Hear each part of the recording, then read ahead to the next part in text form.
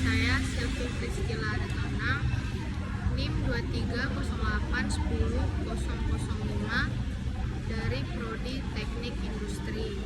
Di sini saya akan mempresentasikan atau menjelaskan tentang mata kuliah simulasi sistem. Simulasi sistem adalah mata kuliah yang mempelajari konsep, teknik, dan penerapan simulasi untuk menganalisis dan merancang sistem nyata yang kompleks, khususnya sistem diskrit.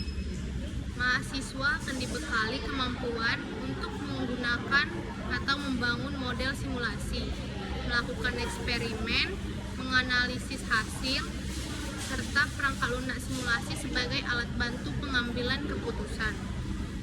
Tujuan dari pembelajaran simulasi sistem ini mencakup pemahaman terhadap konsep dasar simulasi, pengembangan model sistem, validasi, dan verifikasi model, serta analisis output simulasi. Dengan mempelajari mata kuliah simulasi sistem, mahasiswa dapat mengasah kemampuan analitis dan teknis, memahami perilaku sistem tanpa risiko nyata, serta menghemat waktu dan biaya dalam proses perencanaan dan pengujian sistem yang sangat bermanfaat di berbagai bidang industri dan riset. Definisi dan konsep dasar dari simulasi. Simulasi adalah proses meniru perilaku suatu sistem nyata menggunakan model untuk memahami dan menganalisis kinerja sistem tanpa harus mengganggu sistem aslinya. Sistem sendiri merupakan kumpulan elemen yang saling berinteraksi untuk mencapai tujuan tertentu, seperti sistem antrian, manufaktur, atau layanan publik. Untuk mempresentasikan sistem tersebut, digunakan model, yaitu bentuk penyederhanaan sistem nyata yang bisa berupa diagram, persamaan, atau program komputer. Jenis-jenis simulasi meliputi simulasi diskrit atau yang biasa disebut berbasis kejadian, simulasi kontinu yang berbasis waktu, dan simulasi Monte Carlo atau berbasis probabilitas acak. Simulasi biasanya digunakan ketika sistem terlalu kompleks untuk dianalisis secara analitik, saat eksperimen langsung terlalu mahal atau berisiko, atau ketika ingin mengevaluasi skenario alternatif tanpa mengganggu sistem yang sedang berjalan. Komponen sistem dan model. Dalam simulasi sistem, entitas merupakan objek utama yang bergerak melalui sistem, seperti pelanggan atau produk, dan memiliki atribut yang menggambarkan karakteristiknya, misalnya waktu kedatangan atau prioritas layanan. Aktivitas adalah proses yang memakan waktu, seperti antri atau pelayanan. Sedangkan kejadian atau event adalah perubahan keadaan sistem yang terjadi pada waktu tertentu, seperti kedatangan atau keberangkatan entitas. Sistem menerima input berupa parameter seperti tingkat kedatangan, waktu proses, atau kapasitas sumber daya. Dalam membangun model simulasi, kita memulai dari model konseptual, yaitu representasi logis dari sistem nyata menggunakan diagram atau deskripsi proses, yang kemudian diterjemahkan menjadi model komputer, yaitu implementasi berbasis perangkat lunak yang dapat dijalankan untuk melakukan eksperimen dan analisis.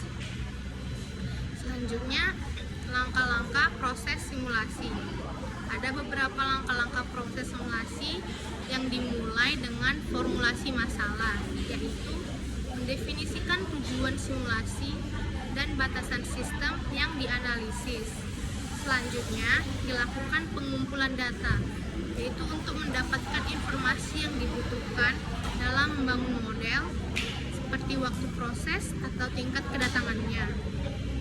Tahap berikutnya adalah pengembangan model.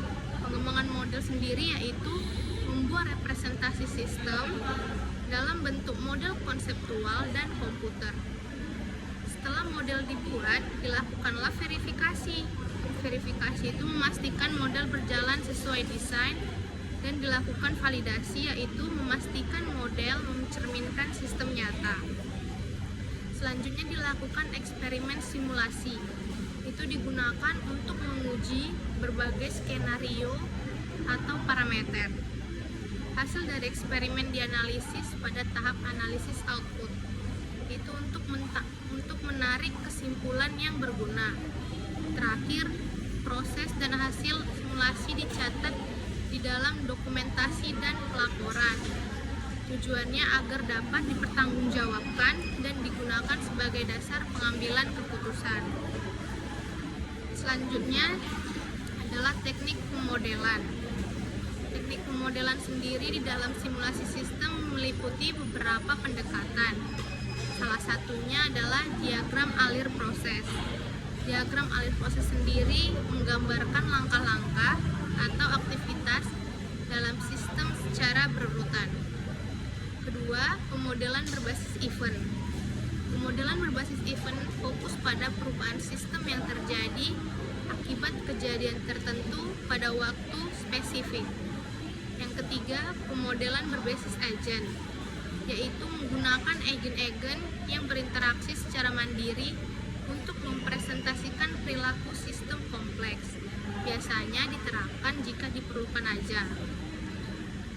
Sedangkan pendekatan sistem dinamis yaitu memodelkan perubahan sistem secara kontinu dalam waktu menggunakan persamaan diferensial atau stokastik untuk menangkap hubungan sebab akibat dalam jangka panjang. Bahasa dan perangkat simulasi. Beberapa software simulasi populer antara lain adalah Arena, Simul 8, AnyLogic, dan MATLAB atau Simulink. Arena banyak digunakan untuk simulasi sistem diskrit dengan antarmuka berbasis flowchart yang mudah dipahami, namun lisensinya relatif mahal. Simul 8 sendiri juga fokus pada simulasi diskrit dan menawarkan kemudahan penggunaan serta visualisasi yang interaktif. Namun, fitur lanjutannya terbatas. AnyLogic sendiri mendukung berbagai metode simulasi, termasuk diskrit, sistem dinamis, dan berbasis agent, sehingga sangat fleksibel, tapi membutuhkan waktu belajar yang lebih lama. MATLAB atau Simulink lebih kuat untuk simulasi sistem dinamis dan matematis dengan kemampuan scripting yang luas, namun kurang intuitif untuk pemodelan diskrit kompleks. Interface dasar dari software ini biasanya menampilkan area kerja untuk membuat model dengan elemen grafis seperti blok atau flowchart, toolbar untuk mengatur simulasi, serta panel output untuk melihat hasil simulasi. Di slide selanjutnya ada eksperimen simulasi dan analisis output. Rancangan eksperimen simulasi sendiri adalah proses menentukan skenario atau kombinasi variabel yang akan diuji dalam model simulasi untuk mengevaluasi kinerja sistem di berbagai kondisi. Setelah dilakukan analisis sensitivitas untuk melihat bagaimana perubahan kecil pada input atau parameter tertentu mempengaruhi output simulasi, sehingga dapat mengidentifikasi faktor-faktor paling berpengaruh. Hasil dari eksperimen dan analisis ini digunakan dalam pengambilan keputusan berbasis simulasi, yaitu memilih solusi terbaik atau strategi optimal berdasarkan data dan perilaku sistem yang ditujukan oleh model simulasi. Studi kasusnya atau aplikasi nyatanya, sistem simulasi sistem banyak diterapkan dalam berbagai studi kasus nyata, seperti simulasi antrian, contohnya bisa di rumah sakit atau bandara, untuk menganalisis waktu tunggu pasien atau penumpang, serta mengoptimalkan jumlah loket atau staf pelayanan. Kalau di dalam simulasi manufaktur biasanya digunakan untuk mengatur aliran produksi, mengurangi bottleneck, dan meningkatkan efisiensi lini perakitan. Di simulasi logistik dan rantai pasok sendiri, model digunakan untuk mengelola persediaan. merancang jalur distribusi, dan mengoptimalkan waktu pengiriman. Sementara itu, di simulasi keuangan atau risiko, untuk membantu perusahaan dalam memodelkan ketidakpastian seperti fluktuasi pasar atau risiko investasi guna membuat keputusan keuangan yang lebih tepat dan tahan terhadap skenario terburuk. Kesimpulan dari mata kuliah simulasi sistem ini yang dapat saya ambil yaitu mata kuliah simulasi sistem memberikan pemahaman mendalam tentang bagaimana memodelkan, menganalisis, dan mengevaluasi sistem nyata yang kompleks menggunakan pendekatan simulasi. Mahasiswa dibekali dengan konsep dasar sistem dan model, teknik pemodelan, serta penggunaan perangkat lunak simulasi untuk menyelesaikan masalah dunia nyata. Dengan melalui tahapan proses simulasi yang sistematis, mulai dari formulasi masalah hingga analisis output, mahasiswa mampu membuat keputusan berbasis data yang akurat. Simulasi sistem ini sangat bermanfaat di berbagai bidang, seperti pelayanan, manufaktur, logistik, dan keuangan. Karena simulasi sistem memungkinkan pengujian alternatif solusi tanpa risiko langsung terhadap sistem asli. Sekian penjelasan tentang mata kuliah simulasi sistem dari saya. Saya ucapkan terima kasih. Maaf jika ada kesalahan kata dari saya.